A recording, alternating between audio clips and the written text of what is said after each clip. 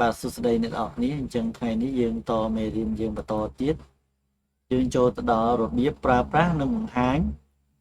ruler and grid in Photoshop នៅពេលដែលយើង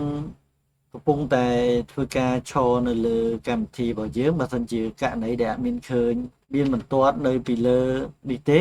យើងអាចចុច Ctrl អក្សរ R វានឹងបង្ហាញនៅបន្ទាត់បែបនេះដែលបន្ទាត់បែបនេះយើងអាចធ្វើការកំណត់ទៅលើវត្ថុឧទាហរណ៍ថាយើងចង់បានຂະຫນាតណាមួយយើងអាចធ្វើការចាប់ទាញពីខាងនេះមក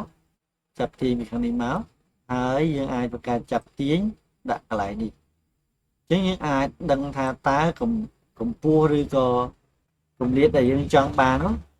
វាបែបណាអញ្ចឹង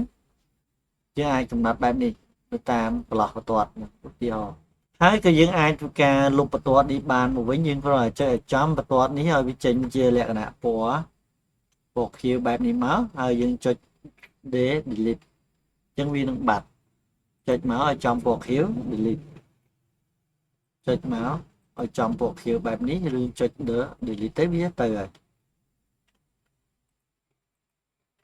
អូខេហើយបើសិនជាបងប្អូនភ្លេច shortcut បងប្អូនអាចចូលទៅកាន់ view រួចហើយអូសមកក្រោមឃើញមានពាក្យថា ruler ដែលមាន shortcut គឺ Ctrl អក្សរ R រួចចុចមកវានឹងបង្ហាញនៅបន្ទាត់បាទអញ្ចឹងយើងចូលទៅដល់ grip វិញ grip នេះគឺសម្រាប់ធ្វើការបង្ហាញជាលក្ខណៈបែបឆ្នូតការ៉ូសម្រាប់ធ្វើការបង្ហាញដែលយើងអាច design ទៅលើអក្សរវាមានកម្ពស់ទាបខ្ពស់ឬក៏យើងអាចច្នៃទៅតាមបែបផែនដែលយើងចេះនៅ Photoshop ច្បាស់លាស់យើងអាចធ្វើការចុចនៅ shortcut គឺ Control សញ្ញាបតក់ដែលនៅក្បែរ Enter ពេលដែលចុចទៅវានឹង load ផ្ទៃបែបនេះជាលក្ខណៈការ៉ូអញ្ចឹងយើងអាចធ្វើការចាប់ពុតពេនទាញទៅតាមប្រភេទដែលយើងចង់បានអានេះគ្រាន់តែខ្ញុំបង្ហាញនៅមូលដ្ឋានគឺសិនទេណាបើសិនជាចង់ឲ្យច្បាស់គឺមេរៀនបន្តមកទៀតព្រោះថាមានច្រើនមេរៀនអាចទៅដល់100ជាងមេរៀនណាអូខេអញ្ចឹងបើសិនជាយើងចង់បិទមកវិញយើងអាចចុច Control សញ្ញាបតក់វិញដដែលទៅគឺវានឹងបិទហើយករណីដែលយើងអត់ស្គាល់ shortcut ឬក៏យើងភ្លេច shortcut យើងអាចចូលទៅកាន់ view រួចហើយទាញចុះមកក្រោមរកពាក្យថា so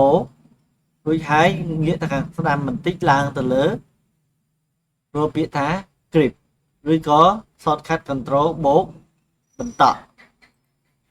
វានឹងចេញបន្ទាត់ grip បាទអញ្ចឹងវីដេអូនេះគឺមានតែការបង្ហាញនិងរបៀបប្រើរបស់វាតែប៉ុណ្្នឹងទេអរគុណច្រើនចំពោះការទស្សនាវីដេអូមួយនេះ